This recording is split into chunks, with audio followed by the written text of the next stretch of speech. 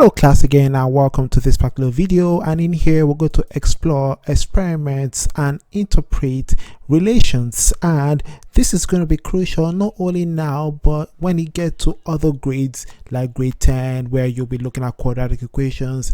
But this is actually a solid foundation on how you actually generate data from experiments you've taken, and finally being able to interpret that relationship between the two variables that you are comparing or investigating. So the goal of this particular lesson is to actually collect data to interpret relationships between two variables.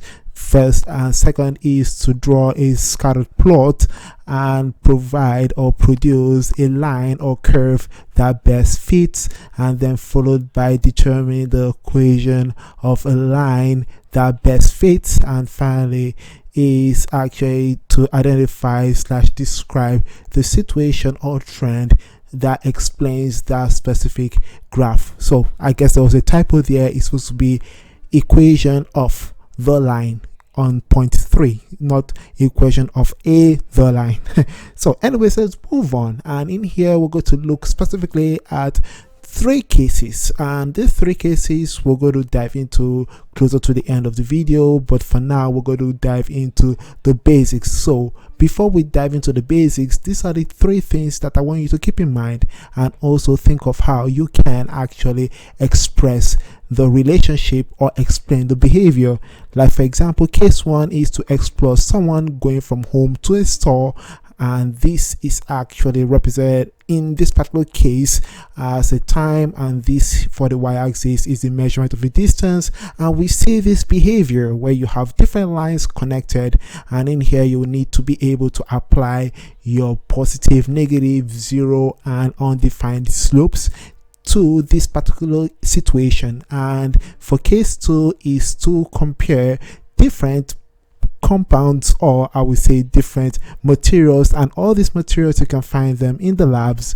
And in here we're going to compare these two, filling them up with water and seeing the relationship between the depth of the water and the time required to complete filling individual materials or this particular instrument found in the specific labs. One is flask, the other one is a beaker. Well, flask is also called the NML flask. And finally here is the graduated cylinder. And finally here is exploring free fall.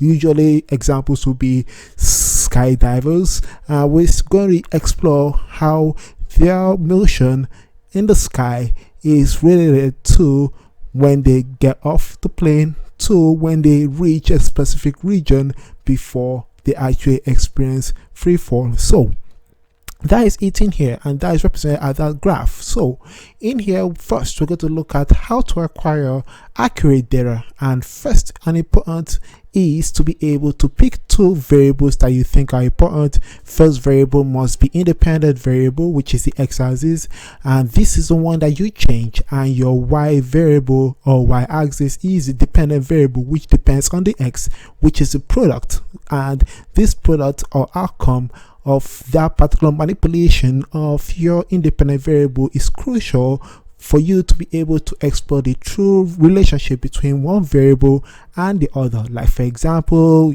after measuring the years, you check the carbon dioxide released in the atmosphere. Currently at 2020, we'll be having less emissions of carbon dioxide due to less human activities and industrial activities, due to the unfortunate events happening due to the COVID-19. So this is another one. Here we have the year income versus the amount that is donated. So the more people, possibly or maybe or not, the more income people make or higher the money people make, maybe that may influence the amount of donations. Maybe it could increase or decrease. We don't know yet unless you actually get the data. And the other one here is body mass versus rest heart rate. So resting heart rate. So all these are all various things that we're going to look at, not now, but something for you to think of down in the future. And the most important thing is that you need to perform an operation in order for you to go from the independent variable to the dependent variable. So this second point here is that the independent variable must be a best representation. So it means that, for example, if we have a sample that is represented in real life, if you move these samples demographic into the lab setting, it must represent the real life demographic. You don't want to have a group that is skewed more to a specific ideology or a specific value or variable. So you want all the participants to be a great representation of the specific target group that you're focusing on. So next one here is a large sample size or trials. So you need more trials. That's essentially what you need to do in order to make your data or your experiments to be reliable. So in this case here, your table of values, you need more rows in that case, or for your graph you need more points. This is not what you want to focus on, which is less points or less rows. However, you want to focus more on this part here where you have more rows or you have more points related to the x and y's that you've collected from your specific analysis. And then the fourth point here to keep in mind is that the experiments must be done in an isolated location so that you can limit any external or unwanted factors that could inhibit or cause a huge experimental error. So you want to limit experimental error by limiting the external or unwanted factors that could influence or disturb your experiments. And in here we have examples like, for example, we have a container that contains all the reactants, I'll call it, in chemistry. I love chemistry, just putting that out there. And you don't want it to be influenced by external environment, so you don't want heat to be lost or gained, but you want everything to be contained in that setting, which is pretty much a hard thing to pull off, but it's possible to do that. And finally here for step 5 is finally placebo group. This is a huge influencer that influences various experiments, and you need to limit their biases. Like, for example, if you have a drug, you want to give or have a placebo group so that they will have something that kind of looks like the drug, but maybe that is not the drug. So you want to see how that influences the effectiveness of your drug, and you don't want anyone to have any sense of internal belief that, hey, I can get well because it is the drug. I put it quote unquote. So now let's focus on what is the goal of an experiment. The goal of an experiment is to see if a value or values of the dependent variable, which is a y, actually relates or depends on the values of the independent variable, which is your x. So if this is your machine or the operation that actually shows you the relationship between your x and your y, which is the output. So the x is your input, so whatever you put into the operation, what comes out is your y. So that is pretty much the different forms of operations that you will come across when you get to grade 10, grade 11, grade 12. We have the linear function, we have the quadratic function, we have the sinusoidal function, we have the exponential function. So all these different functions you will explore not only in grade 10 but grade 11, grade 12. But for now we will be focusing on the first one, which is the linear operation, which involves x to the power of 1. So looking at this here, we're going to look at the steps to go from the point to best fits. Now, big question is, what is best fits? To give you an idea of this, you need to actually take a record of the measurements on a table. That means you have to put all your experiments data on the table, which means that if you have your years, which is your x, your y is the carbon dioxide emissions. If you have the years already written down and you collect all your output for your carbon dioxide emissions, which is your A to G on the first case, and on the second case here you have from H to N. That means here that if you transform that into or move that into a graph, you're going to get a scatter plot where you have your x and your y-axis, where your y-axis is the carbon dioxide released and your years is for the x-axis. And what we see on the first table is the scatter plot that shows only the points like that, and on the other case here we have the curve that looks kind of different, which is the point, no curve yet, I'm moving ahead of myself. So we have the points that are aligned in a different way compared to the first one. So step 3 is to create the best fit from this scattered plot. So for your first graph, after you have your scatter plot, the next thing is to connect the points with a ruler, and you'll get that straight line that actually connects the first point to the last point, and everything in between is actually touching the line. And we see that one point is kind of not really there.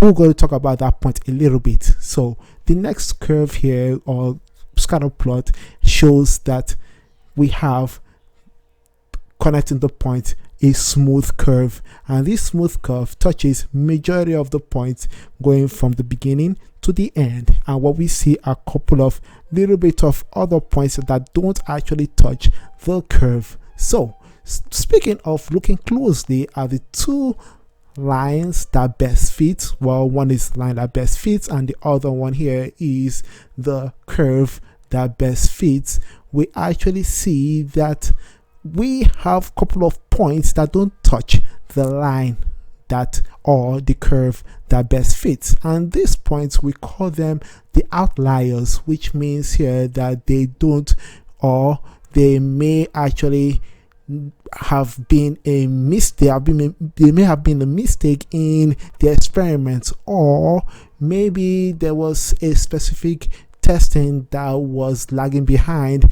Like we see in COVID-19, we have a couple of tests that may have been lagged behind and they weren't recorded or reported. So that could be an outlier that influences the true tests for that specific day or year. So this here is what we know to be the outliers, and when you look at all these two graphs, we're going to focus mainly on the lines, and we're going to look at specifically steps on this particular line related to step 4. And step 4 here is going to the equation. So we'll have to generate the equation of the line that best fits.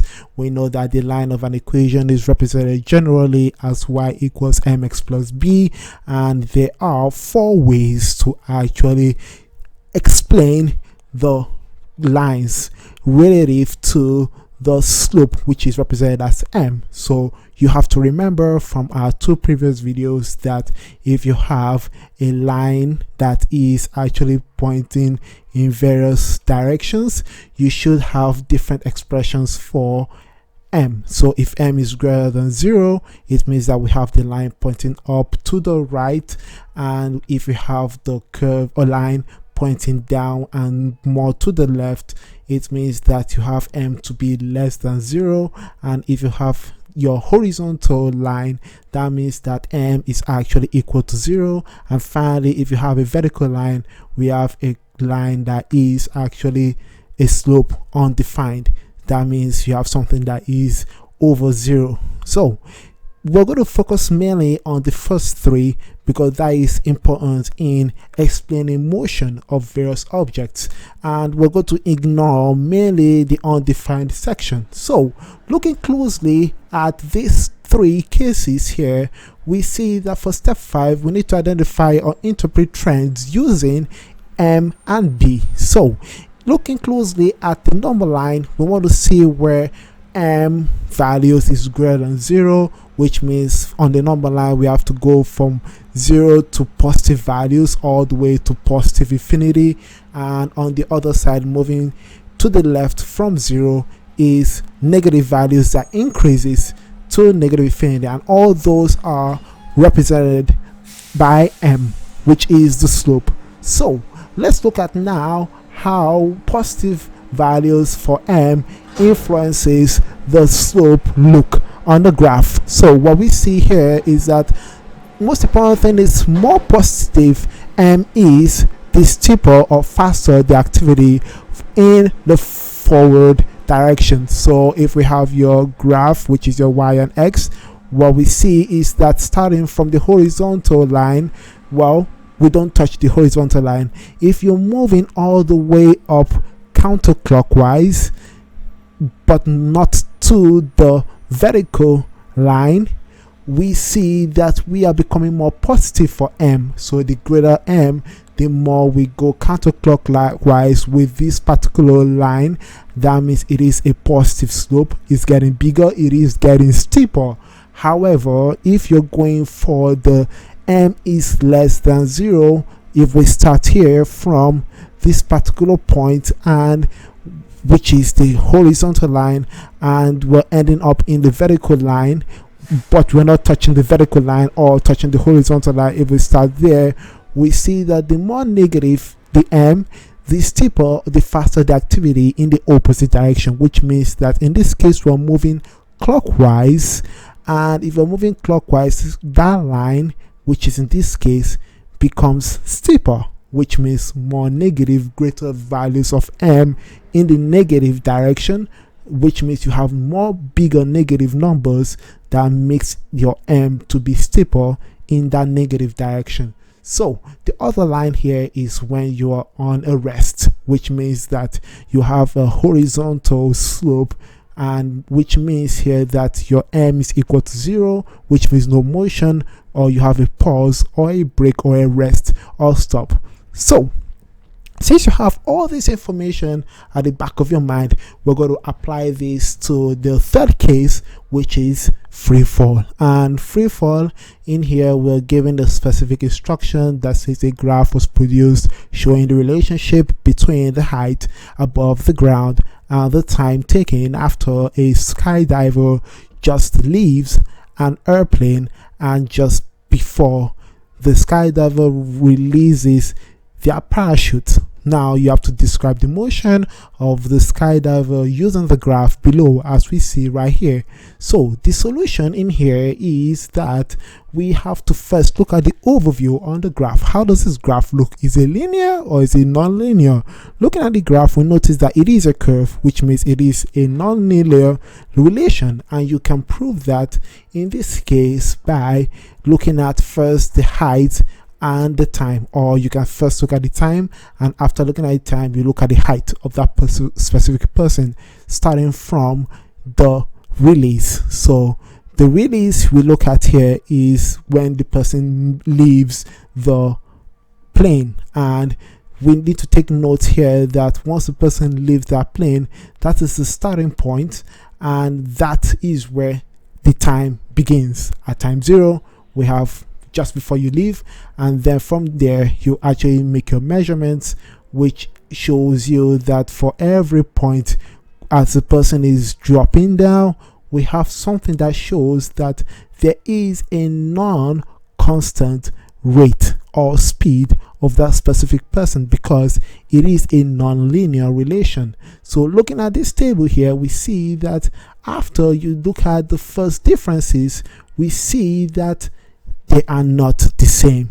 So we need to have the same changing y's in order for we to have a specific linear relation. However, the changing y, which is noticed from the first differences, is not the same. Therefore, since it is not constant, it means that the speed of that specific skydiver from the airplane just before the person actually releases the parachute is not constant. So in conclusion, the skydiver is accelerating downwards in that specific direction. That is your conclusion based on a curve. So moving away from the curve a little bit and more closely related to lines, we're going to connect graphs to situations, and in here we're given various lab apparatus. We have various examples, like we have the enamel flask, we have the beaker, we have the graduated cylinder, and we have different graphs that shows you the relationship between the depth of the water and the time taken to fill up each of these particular apparatus, and we're trying to match the individual graph to the proper apparatus. So let's start off with something that doesn't look straight. Like for example, we're going to pick the flask because it doesn't look straight. It looks like a form of a cone. So let's see how filling up water and checking the time actually gives us the relationship between the depth of the water and the line or the time. So looking at this, once we start with the flask and we add water here, first we stop at that particular point and we check the time. We notice that the person is roughly at 28 or so, looking at the graph, and after 28 seconds the volume of the water is around 4. And take note that the speed of the water flow has to be constant or should be the same. So as you do this particular process, we get the next point right there, and we see that as we go, it truly matches a curve pattern going from 0 all the way to the last brim. So this actually shows in here that, in conclusion, as we add water to a non-uniform surface where you have either a triangle or not, a rectangular pattern shape, or I would say a non-cylindrical shape, three-dimensionally, we actually notice that there is a no linear relation in that particular pattern of filling water of that particular material. So in conclusion, same volume of water added.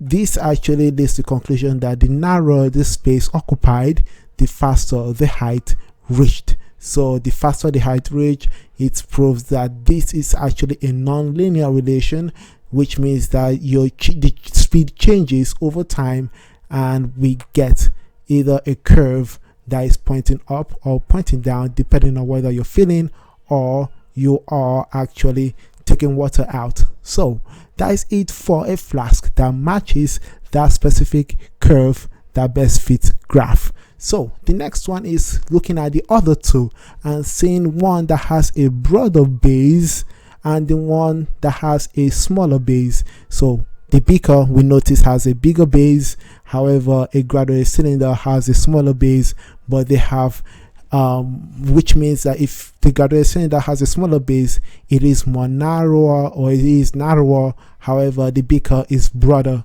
So let's see which graphs represents water that is filled up in a narrower container versus a container that is broader. And what we see is that if we add water at a constant rate in terms of the speed to both apparatus, and we notice that we check the time after 25 seconds, we see that for the beaker, after 25 seconds, it's actually roughly occupying a depth of around 2 centimeters. However, for the graduated cylinder, it's like way up around like close to 12 or 13 centimeters, which is really impressive to see that actually played out. And what you see here is that there is this that happens. We have the same volume, but the other case shows us that the graduated cylinder is going up faster, or the depth of the cylinder is actually higher completely than a more broader container like a beaker, which doesn't occupy that much depth. So what we see in conclusion after putting the points, and once we get into the final point, is that at the same volume, the graduated cylinder tends to get filled up first compared to a broader object that has a different volume size compared to that of a graduated cylinder. So in here we see here that the graduated cylinder has a faster rate of filling because we have the depth of the water to be occupied relative to time, which is an indication that the graduated cylinder is narrower, which tends to be filled up faster than a broader container, like a bigger like a beaker, that actually takes longer. Therefore, the rate of the depth of the water versus to the time is much slower than that of the graduated cylinder. So therefore, if in here we want to come to the conclusion, we actually notice from our conclusion that the same volume of water added at the same speed, don't forget, the narrower the space occupied, indeed the faster the height reached. So in here we have these containers and we have this curve that matches the Edinburgh flask, and for the beaker we have the smaller slope but in the positive direction line that best fits, and finally the faster slope or steeper slope that represents the graduated cylinder. So that is it in here. And finally is looking at case 1, which is exploring someone from home to a store and describing the motion that is represented as this particular graph. Take note here that the time is the x-axis and the distance from home is the y-axis, and there are various strategies that you need to come up with in here in order for you to effectively describe the motion of a particular object or a person going from one point to another. So the key point here is, first, if you're given in here a specific starting point, which in this case is A, it means that from A to the maximum height of that particular lines combination is actually the end or the stopping point or the end point, and then anything up and down is going back and forth from either home to the specific location that you are or the object is going to. So in this case here, the distance from the home to the shop is actually 600 meters, going from 0 to 600 meters. And then the next thing here is to actually look at the line. Now the line is, first line is going from A, and that is times 0, and we're going to point B. So if you're going to point B, it means that looking at your data, you're spending 4 minutes to cover 200 meters. Therefore, in here, if you determine the slope of AB, we see that the slope is actually 50 meters per minute, which is a positive value. Therefore, positive slope shows a steeper line that is pointing in the positive direction or pointing up to the right. So the next one here is that the person then changes. You don't see closely, but once you find the slope, the person changes speed going from B to C. And what we see is that the person takes 8 minutes to cover the same distance, which is 200 meters. And what we see is that from the slope, we actually notice that the speed is less than AB, which shows that the line is a little bit less, or it is less steep. Therefore, in this case, you are able to determine that, hey, the person kind of slowed down while walking. And finally, going from C to D, which is the final destination, is that the person took 4 minutes to cover 200 meters according to the measurement on the graph. And we see that the slope is the same here as AB. So CD slope is actually now steeper than BC, and in here we have it to be 50 meters per minute, which is in the positive direction. Now what we see here is that from D to E on the graph shows a horizontal line, which represents that this looks like a horizontal, or it is a horizontal slope, which means that the person stopped for some minutes, which means maybe the person grabbed, or it took the person like some amount of minutes to grab a specific material from the store. And in here we notice that at that particular time the person spent how many, like 4 minutes, which means that there was no motion because you have a horizontal slope and that was required for the person to grab that particular material from the store, which means that if you determine the slope, indeed the slope is equal to 0, which means that this is an indication that you have a horizontal slope. And once you have that taken care of, we are not changing direction because we are not having a negative slopes influencing the motion of the person back to the home, which means here that going from E to F, we see that the person is changing direction, and the person takes 100 meters, or it takes person 8 minutes to cover 100 meters. And once you do that, you check the time and you find the slope. We see that the slope is a negative sign, which means that the person is going in the opposite direction, and the speed of that person is actually 12.5 meters per minute. So that is a negative slope as a result of that, which is a little bit steep. But now compared to the final motion, which is from F to G, this actually shows me that the person after 12 minutes covers 500 meters. And once you look at the slope, you actually realize that, oh my smokes, this is actually a huge actual speed going from F to G, which is going from where the person picked up F to home, which is now G. So in here we see that the speed is actually negative 41.7 meters per minute, which is showing a slope that is way steeper than E to F. So that is about it for exploring someone's motion from home to a store. You have a couple of questions involving this, and the questions will be in form of practical activity, mainly from the textbook and also from the worksheet. And finally, you're going to have assignment 6, which you have to complete. You have to do all questions. You submit through email or Apparatus workspace.